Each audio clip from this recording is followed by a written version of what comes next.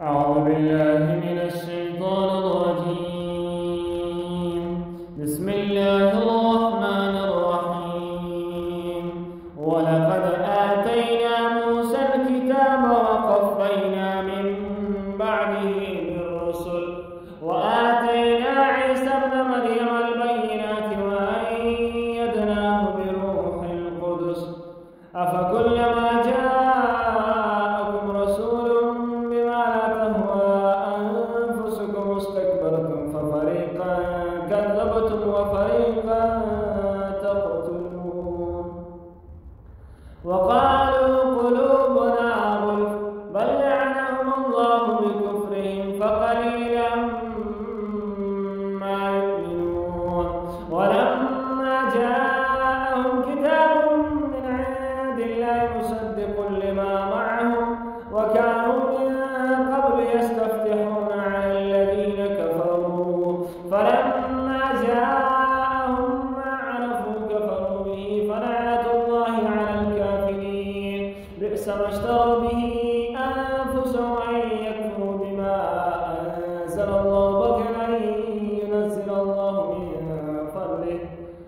بغيا أن ينزل الله من فضله على من يشاء من عباده فباءوا بغضب على غضب وللكافرين عذاب مهين.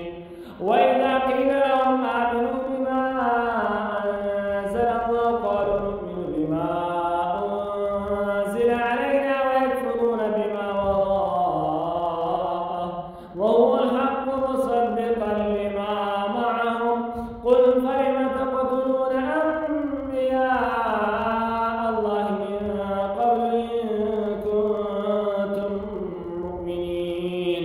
ولقد جاءكم موسى بالبينات ثم اتخذتم العجل من بعده وأنتم ظالمون. وإذ أخذنا ميثاقكم ورفعنا فوقكم الطور خذوا ما آتيناكم بقوة واسمعوا قالوا سمعنا وعصينا وأشربوا في قلوبهم العجل بكفرهم قل بئس ما يأمركم به إيمانكم إن كنتم مؤمنين. قل إن كانت لكم الدار الآخرة عند الله خالصة من دون الناس فتمنوا الموت إن كنتم صادقين ولن يتمنوه أبدا بما قدمت أيديهم والله عليم بالظالمين. ولتجدنهم أحرص الناس على حياة ومن الذين أشركوا يود أحدهم لو يعمر 1000 سنة وما هو بمزحزحه من العذاب أن يعمر والله